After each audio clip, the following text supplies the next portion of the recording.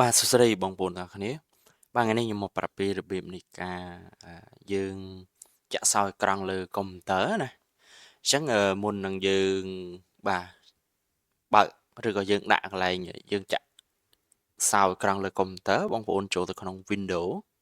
បាទចូលកន្លែង Windows ហ្នឹងមកហើយបងប្អូនចូលទៅកន្លែង Setting បាទកន្លែង Setting ហ្នឹងហើយបងប្អូនជ្រើសរើសយកពាក្យថា Account បាទហើយបងប្អូនបាទអូសមកក្រៅមកឃើញពាក្យថា Sign in option អញ្ចឹងបងប្អូនចុចទៅលើ Sign in option ហ្នឹងមកបាទហើយបងប្អូនចង់ដាក់នេះវាមានមុខងាររបស់វាបាទអានេះ scan នៃមុខបាទ scan នៅយ៉ាងដៃបាទហើយនឹងដាក់ឯលេខកូដអញ្ចឹងscan មុខបើកុំព្យូទ័របងប្អូនខ្លះគាត់មានកាមេរ៉ាណាកាមេរ៉ាដំណើរការអញ្ចឹងវាបើកបាទវាឲ្យយើង set up ហើយកន្លែង scan កញ្ចៅដៃកុំព្យូទ័ររបស់បងប្អូនខ្លះបាទអាច scan កញ្ចៅដៃបានអញ្ចឹងយើងដាក់ scan កញ្ចៅដៃហើយយើងដាក់ pin code បាទនេះកន្លែងដាក់ password របស់វាដែលបងប្អូនអូសមកក្រោមឃើញពាក្យកន្លែង password ដែរអញ្ចឹងយើងចុចពាក្យថា add នេះបាទចុចពាក្យថា add ហ្នឹងមកបាទនេះហើយ password បងប្អូនចង់ដាក់ password មិនឥឡូវឧទាហរណ៍ណាខ្ញុំឧទាហរណ៍ឲ្យអញ្ចឹងខ្ញុំដាក់ក្រេម8ក្រេម9ឧទាហរណ៍ឲ្យបាទ1 2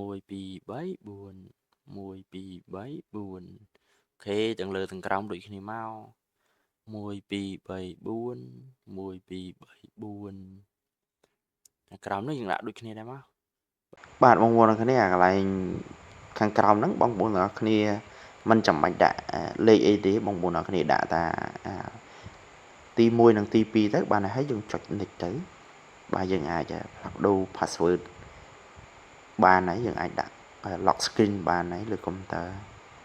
ហើយយើងចុច next មកបាទនេះហើយយើងចុច finish មកអូខេកន្លែងយើងដាក់ password ហ្នឹងបងប្អូនកុំភ្លេចណាចំណាំខ្លួនឯងផងណាគុណវិបត្តិរបស់វាបើមិនបងប្អូនភ្លេចបាទមានតែឈូស Windows ទេអញ្ចឹងចំពោះ Windows អញ្ចឹងអូខេអញ្ចឹងខ្ញុំចុចយើងចុច sleep មើលបាទយើងចុច sleep មើលបាទឥឡូវខ្ញុំចុច sleep ឬ lock អូខេឥឡូវខ្ញុំចុច lock វាមើលអូខេឥឡូវសាកចុចមកបាទនេះវាឲ្យយើងបំពេញpassword អញ្ចឹងpassword របស់វារបស់វា password របស់កុំព្យូទ័រដែលយើងដាក់ហ្នឹងណាមិញហ្នឹងបាទ1 2 3 4 1 2 3 4មែន1 2 3 4 1 2 3 4ដែលខ្ញុំដាក់មុនហ្នឹងណាក្រេ8ក្រេ9 password របស់វាដែលបាទ password ថ្មីបាទ1 2 3ដែល password ដែលយើងដាក់ពីដំបូងហ្នឹងហើយអាក្រោមនោះយើងដាក់ទុកនៅពេលដែលយើងឈប់ប្រើវាអូខេឥឡូវនៅពេលដែលយើងពេញបាទ password ហ្នឹងហើយលេខកូដហ្នឹងហើយយើងចុចបញ្ជូនមកអូខេនេះបាទអញ្ចឹងយើងដាក់ការពារអីដាក់ការពារកុំឲ្យអ្នកខ្លះបាទគាត់យកកុំព្យូទ័ររបស់យើងយកមកប្រើប្រាស់ដោយមិនមានការអនុញ្ញាតឲ្យឆែកមើល file ឯកសារអីផ្សេងអញ្ចឹងណាបាទអ្នកខ្លះគាត់ចង់ដឹងថាកុំព្យូទ័ររបស់យើងហ្នឹងមានលក្ខអីខ្លះបាទมันមានលក្ខអីខ្លះអញ្ចឹងគាត់ចេះចង់ដឹងទៅអញ្ចឹងយើងការពារបាទអញ្ចឹងបន្ទាប់ពីយើងយើងដាក់ហើយណាឥឡូវយើងដោះវិញការពារថាខ្ញុំឈប់ប្រើហើយបងខ្ញុំចង់ដោះវិញអញ្ចឹងណាអញ្ចឹងបងប្អូនចូលទៅកន្លែង